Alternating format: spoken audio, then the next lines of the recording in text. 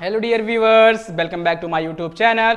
दोस्तों, आज हम मैथ के कुछ ऐसे क्वेश्चंस करने वाले हैं जो आपके एग्जाम के पॉइंट ऑफ व्यू से बहुत ही इंपॉर्टेंट। दोस्तों, वीडियो में आगे बढ़ने से पहले अगर आप हमारे चैनल पे नए हैं तो चैनल को सब्सक्राइब कर लीजिए। वीडियो को बिना स्किप किए दोस्तों अंत तक देखिए।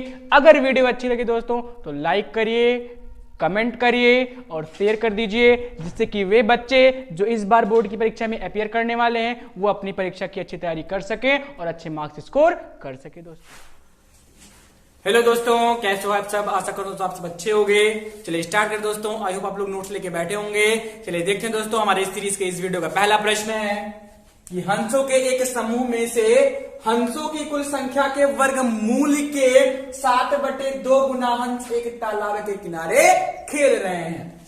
शेष 2 हंस तालाब के पानी में स्नान कर रहे हैं। हंसों की कुल संख्या ज्ञात कीजिए। हंसों की कुल संख्या ज्ञात कीजिए। देखिए दोस्तों, बहुत ही बढ़िया क्वेश्चन है, मोस्ट रिपीटेड क्वेश्चन है दोस्तों। हर बार परीक्षा में पूछा जाता है, मोस्ट रिपीटेड क्वेश्चन है, बहुत ही महत्वपूर्ण प्रश्न दोस्तों। आई होप आप लोग नोट्स लेके बैठे होंगे। वीडियो को अच्छे से देखिए, उसके बाद अपने नोट्स में नोट्स कर लीजिए, अपने नोट्स में नोट कर लीजिएगा दोस्तों क्वेश्चन को। चलिए देखते हैं दोस्तों, क्वेश्चन ने क्या कहा कि हंसों की एक समूह में से कुछ हंस क्या कर रहे हैं? कुछ हंस यानी कि संख्या के वर्गमूल के, उस संख्या के जितनी संख्या है उनकी, उसके वर्गमूल के 7/2 गुना 7/2 गुना क्या कर रहे हैं दोस्तों? तालाब के किनारे खेल रहे हैं। ठीक है। कुल संख्या के वर्गमूल का 7/2 गुना तालाब के किनारे खेल रहे हैं। ठीक है। आगे फिर शेष 2 बच रहे हैं। शेष 2 हंस क्या कर रहे हैं? पानी में नहा रहे हैं। तो आपको बताना है कि कुल हंस कितने हैं दोस्तों? चलिए स्टार्ट करते हैं। आइए सॉल्यूशन पे चलते हैं इसके दोस्तों। सबसे पहले हम क्या कर लेंगे? मान लेंगे कि कुल हंसों की संख्या कितनी है, कोई वेरिएबल मान लेंगे। लेट्स एज्यूम कि हंसों की कुल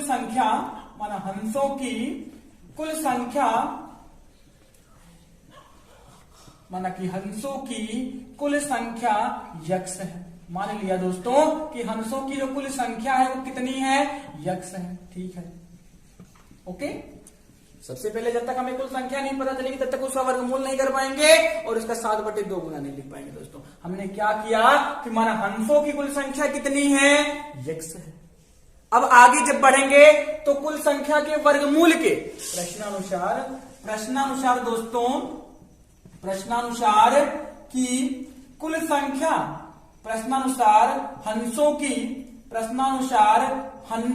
की कुल संख्या, हंसों की कुल संख्या के ध्यान दीजिए, क्वेश्चन ने क्या कहा है कि कुल संख्या के वर्गमूल के 7/2 गुना। हंसों की कुल संख्या का वर्गमूल, कुल संख्या के वर्गमूल के 7/2 गुना क्या कर रहे हैं? खेल रहे हैं। गुना किनारे पर खेल रहे हैं। ध्यान दीजिएगा, क्या कर रहे हैं? ये खेल रहे हैं। ठीक है, ओके, कोई दिक्कत नहीं है। सबसे पहले कुल संख्या यक्स है, 7/2 गुना उसके वर्गमूल की संख्या के, यानी कि √x। कुल संख्या है यक्स, तो वर्गमूल कितना हो जाएगा? √x। इसका 7/2 गुना क्या कर रहे हैं? तालाब के किनारे खेल रहे हैं। यानी कि जो हंस खेल रहे हैं उनकी संख्या क्या हो जाएगी दोस्तों? 7/2 इंटू √x। अच्छी सी कंडीशन पढ़िए, फिर आप आगे सवाल लगाइए। कुल संख्या यक्स, इसका वर्गमूल प्रश्नानुसार हंसों की कुल संख्या के वर्गमूल के 7/2 गुना किनारे पर खेल रहे हैं, तालाब के किनारे पर खेल रहे हैं। तो कितना हो जाएगा? 7/2 √, भाई कुल संख्या यक्स है। कुल संख्या कितनी है? यक्स है।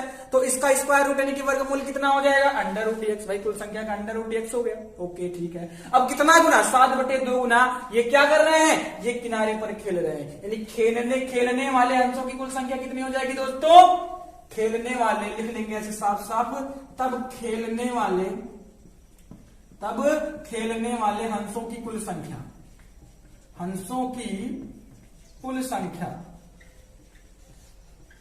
कितनी हो जाएगी दोस्तों? तब खेलने वाले अंशों की कुल संख्या कितनी हो जाएगी? 7/2 अंडर रूट x होगी। और कितने शेष 2 हंस क्या कर रहे हैं दोस्तों? शेष 2 हंस क्या कर रहे हैं? पानी में स्नान कर रहे हैं। स्नान करने वाले हंसों की संख्या, कितने हंस स्नान कर रहे हैं तालाब में? कितने हंस स्नान कर रहे हैं दोस्तों? जी बिल्कुल, कितने हंस स्नान कर रहे हैं? 2 हंस। ध्यान दीजिए, कुल हंस x, कुल हंसों की संख्या x। अगर अगला स्टेप प्रश्नानुसार क्या कहा है उसने कि कुल संख्या के वर्गमूल का 7/2 गुना कुल संख्या x का वर्गमूल अंडर रूट x का 7/2 गुना क्या कर रहे हैं? किनारे पर खेल रहे हैं। शेष 2 अंश क्या कर रहे हैं? स्नान कर रहे हैं। कहां पे? तालाब में स्नान कर रहे हैं दोस्तों। तब कंडीशन क्या बनेगा? तब कुल हंस कितने हैं दोस्तों? कुल हंस है x। कुल हंस कितने हैं दोस्तों? x हंस है। अब इसमें से खेलने वाले हंसों की संख्या अगर घटा दें, खेलने वाले हंसों की संख्या क्या कर दें? जी बिल्कुल, अगर घटा दें दोस्तों तो जो शेष बचेंगे वो क्या कर रहे हैं? वही क्या कर रहे हैं? वो स्नान कर रहे हैं, यानी कि तालाब में नहा रहे हैं। योग समझ में आया? वह कंडीशन कैसे बना? अच्छे से समझिए दोस्तों, अच्छे से समझिए कि x कुल संख्या, अगर कुल संख्या में से खेलने वाले हंसों की संख्या को घटा देंगे तो जो स्नान करने वाले हंसों की संख्या निकल नहीं आएगी। जी बिल्कुल आ जाएगी। x minus 7/2 under root x is equal to क्या हो जाएगा? 2। ये 2 हंस क्या कर रहे हैं? ये 2 हंस शेष हैं जो तालाब में स्नान कर रहे हैं, और बाकी 7/2 अंडर रूट x क्या है? वो खेल रहे हैं किनारे पर। x क्या है? टोटल है। अब इसी को हल करना है, x का मान निकालना है, वही आपका क्या हो जाएगा? वही आपका कुल हंसों की संख्या हो जाएगी दोस्तों। आगे बढ़ लेते हैं, सॉल्व करते हैं। ये हो गया दोस्तों। देख कितना अच्छे से करेंगे इसको। ये किस में है? ये माइनस, ये प्लस में इधर आएगा माइनस में, ये माइनस में उधर जाएगा प्लस में। शॉर्ट करके करेंगे, x माइनस 2 हो गया और 7/2 अंडर रूट x हो गया प्लस में। ध्यान दीजिएगा, x माइनस 2, ये प्लस में था, इधर आएगा माइनस में, ये माइनस में उधर जाएगा प्लस में दोस्तों। अब आगे क्या? अगर यस बी एस कर दें, सबसे पहले अंडर रूट में है ना, तो फैक्टराइजेशन करना है हमको। अगर हमको सॉल्व करना है तो इसको अंडर रूट से हटाना पड़ेगा। हम क्या करेंगे दोस्तों? यस बी एस करेंगे, स्क्वायर ऑन बोथ साइड कर देंगे। दोनों पक्षों का अगर वर्ग कर दें तो क्या मिल जाएगा दोस्तों? इधर हो जाएगा x माइनस 2 का होल स्क्वायर। क्या हो जाएगा? x माइनस 2 का होल स्क्वायर दोस्तों। x माइनस 2 का होल स्क्वायर हो गया, x माइनस 2 का होल स्क्वायर हो गया दोस्तों। तो इधर क्या हो जाएगा? इधर क्या हो जाएगा? देखिए, इधर हो जाएगा 7/2 और इंटू अंडर रूट x का whole square. Okay, I hope समझ में आया होगा दोस्तों। दोनों पक्षों का वर्क कर रहे हैं तो दोनों पक्षों का इधर लिखा है a माइनस बी का होल स्क्वायर दोस्तों। a square plus B square minus 2ab। देखिए x स्क्वायर ये हो गया, ये क्या हो गया दोस्तों? ये हो गया 2 का स्क्वायर 4 और माइनस का 4x इधर हो गया। 7 का स्क्वायर 49, 7 का स्क्वायर 49, 2 का स्क्वायर 4 और अंडर रूट का x का हो जाएगा केवल x दोस्तों, यानी कि 49/4 और इंटू में x हो जाएगा भाई। 7 का स्क्वायर 49, 2 का स्क्वायर 4 और अंडर रूट x का केवल x हो जाएगा दोस्तों। इसी को सॉल्व करना है। देखते हैं ये किस में है? ये डिवाइड में इधर आके मल्टीप्लाई में, तो 4x स्क्वायर प्लस 16, 4 4 जा 16 और 4 4 जा 16x हो गया। इधर बच गया आपका 49x दोस्तों, यानी नीचे जो 4 था वो भाग में है, इधर है गुणा में, तो 4 का x स्क्वायर में हुआ 4x स्क्वायर, 4 चौक 16, 4 चौक 16x माइनस में हो गया दोस्तों। सॉल्व कर लेंगे, 4x square plus 16 minus 16x minus 49x is equal to 0। I hope समझ में आ रहा होगा भाई। प्लस में इधर आएगा माइनस में। आइए आगे बढ़ लेते हैं। 4x square minus minus plus हो जाएगा, ऐड करेंगे 49 और 16 हो गया, माइनस का 65x हो गया और प्लस का 16 बच गया बराबर 0 दोस्तों। यानी कि आपका बन गया द्विघात समीकरण। क्या बन गया? द्विघात समीकरण बन गया 4x square minus 65x plus 16। कैसे फैक्टराइज करोगे? 16 चौके 64।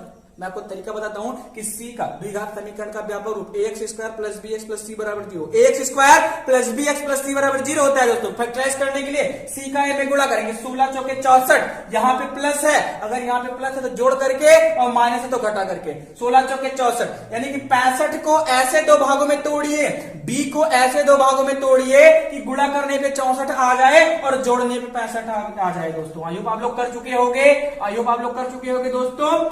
यानी कि 65 को ऐसे दो भागों में तोड़ना है कि गुणा करने पर 64 आ जाए और जोड़ने पर 65 आ जाए। तो आप कहोगे कि 64 प्लस 1, जी बिल्कुल 64 प्लस 1, 64 1 64 और 64 और 1 कितना हो जाएगा दोस्तों 65 हो जाएगा बराबर में 0। तोड़ दिया 65 को 64 प्लस 1, अंदर गुणा कर लीजिए, अंदर गुणा कर 64 एक्स हो गया भाई, एक्स भी तो आएगा, प्लस माइनस माइनस एक्स हो गया 1 में और प्लस का 16 हो गया बराबर 0, यानी कि प्लस माइनस माइनस हो गया minus 64 x plus minus minus हो गया minus x plus 16 is equal to 0 हो जाएगा। अगर समझ में आया होगा, आगे देखते हैं 4x कॉमन है, x माइनस 16, भाई 16 चौके 64 होता है ना, तो 4x ब्रैकेट में x माइनस 16, सेम सेम वहां बनाना है -1 कॉमन। जब कहीं भी -1 माइनस कॉमन करते हैं दोस्तों, तो जो माइनस होता है वो प्लस में हो जाता है, जो प्लस होता है वो माइनस में। तो x माइनस में था प्लस में, ये प्लस में था माइनस में, इज इक्वल टू 0। फिर से माइनस फिर से कॉमन हो गया, x minus 16 is equal x minus 16 एक ब्रैकेट में और 4x माइनस 1 एक ब्रैकेट में दोस्तों बराबर 0। जब दोस्तों जब x minus 16 is equal to 0 तो x बराबर प्लस का 16 और जब 4x minus 1 is equal to 0 तो x is equal to 1/4।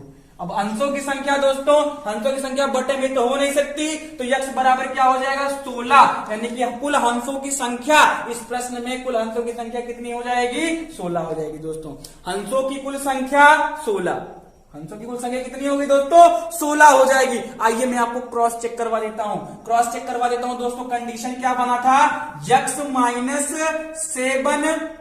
7/2 under root x is equal to 2। चलिए देख लेते हैं, x क्या है कुल अंशों की संख्या 16 माइनस 7/2 अंडर रूट 16 की वैल्यू कितनी हो जाएगी 4 बराबर 2, 2 दूनी 4, 2 दूनी 4, यहाँ पे बची आपका 16, ये क्या हो गया ये 16 है ना, माइनस 7 दूनी 14, 7 दूनी 14, 16 में से 14 जाएगा 2 बराबर 2, 2 बराबर 2, 2 बराबर 2, यानी हम कहेंगे कि जो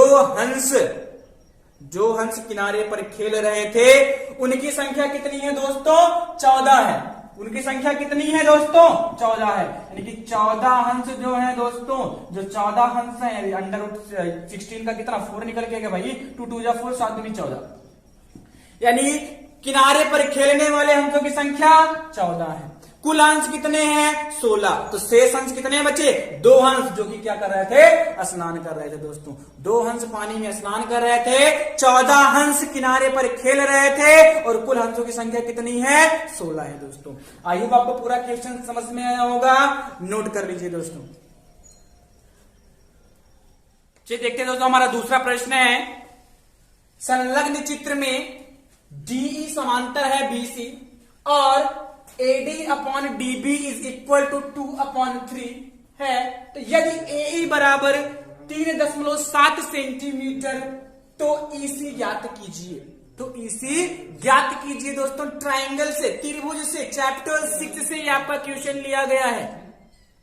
क्वेश्चन ने क्या कहा है दोस्तों कि कोई त्रिभुज है ABC, कोई त्रिभुज है ABC, 2 भुजाओं से जाती हुई एक रेखा खींची गई है DE, जो BC के क्या है समांतर है, DE parallel BC, DE BC के समांतर है दोस्तों।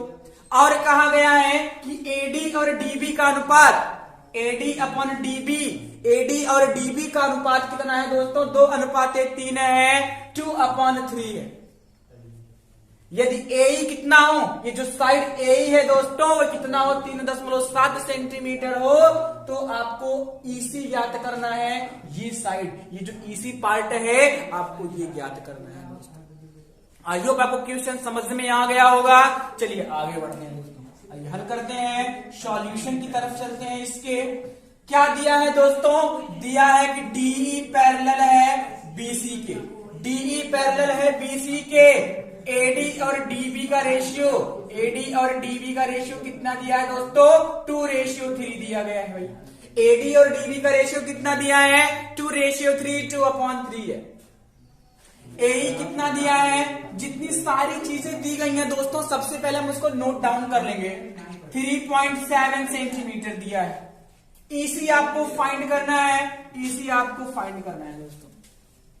क्वेश्चन लगाने से पहले मैं आपको कुछ थ्योरम रिवाइज करवाऊंगा, प्रमेय 6.1 जिसे हम BPT थ्योरम के नाम से भी जानते हैं, थेल्स प्रमेय भी कहते हैं। ये जो प्रश्न है ना उसी पर आधारित है दोस्तों, ये प्रश्न उसी पर आधारित है। वो प्रमेय क्या है, अच्छी समझिए, अच्छी समझिए दोस्तों। यदि किसी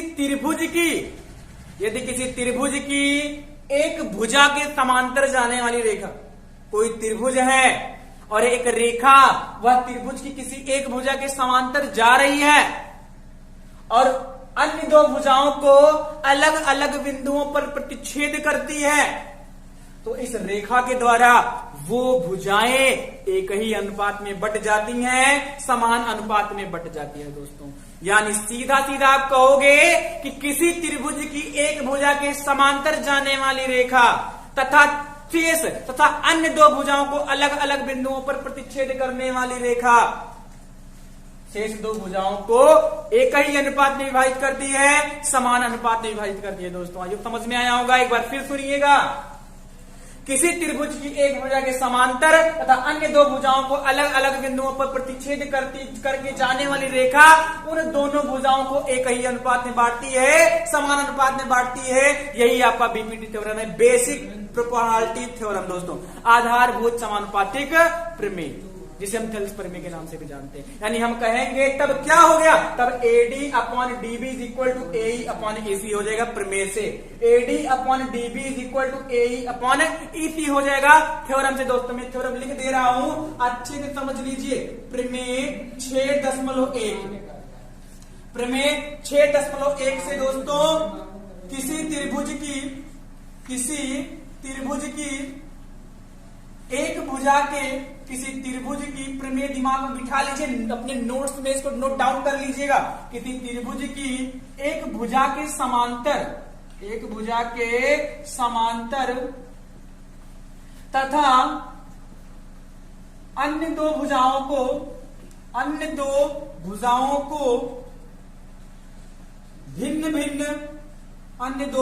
को प्रमेय लिख लीजिएगा, दिमाग में बिठा लीजिएगा दोस्तों। बीपीटी थ्योरम भी इसके कहते हैं। यदि किसी त्रिभुज की एक भुजा के समांतर था अन्य दो भुजाओं को भिन्न भिन्न बिंदुओं पर प्रतिच्छेद करने वाली रेखा,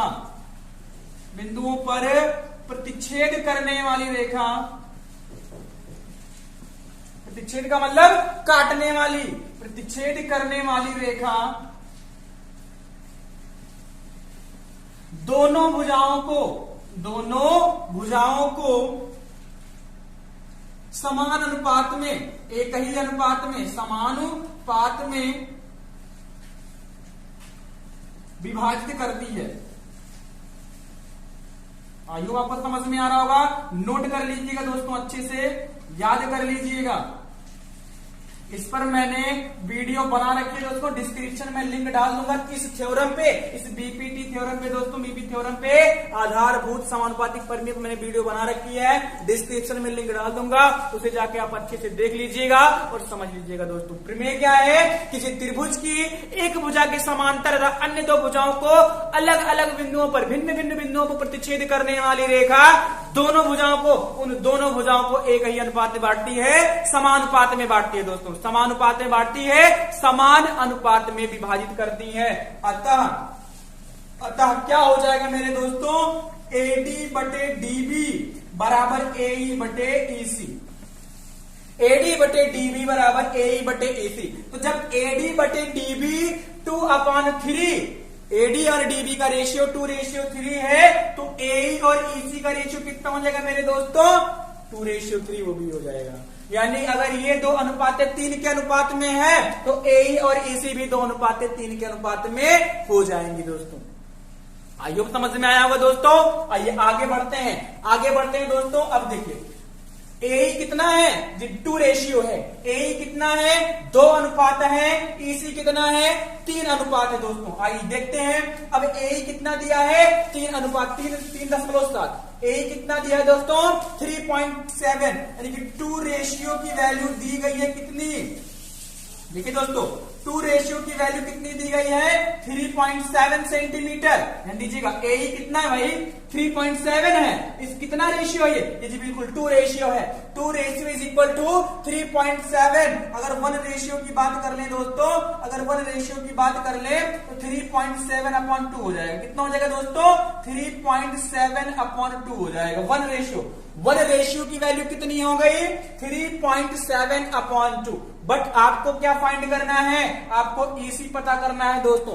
ईसी कितना है? ईसी जो है वो 3 रेशियो है।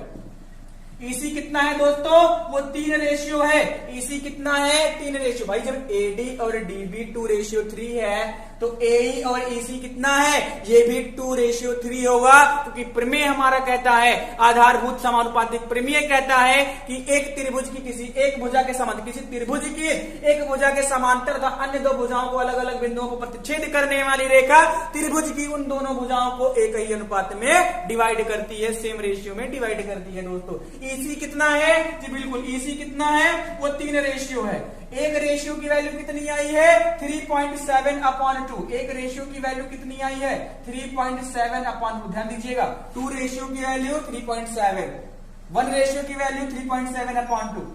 आगे बढ़ते हैं। 3 7 जा 21, 3 3 जा 9, 9 और 2 11। 37 त्याई 111, लेकिन 3.7 इसलिए 11.1 हो जाएगा दोस्तों। आइए आगे बढ़ते हैं। डिवाइड करिए, 2 1 जा 2, 2 5 जा 10, छोटा है डेसिमल, 2 5 जा 10, 2 5 जा 10, यानी कि 5.55 सेंटीमीटर। ईसी भुजा कितनी हो जाएगी दोस्तों? 5.55 सेंटीमीटर हो जाएगी दोस्तों। आई होप आपको समझ में आया होगा। आई होप समझ में आया होगा दोस्तों, कर लीजिए।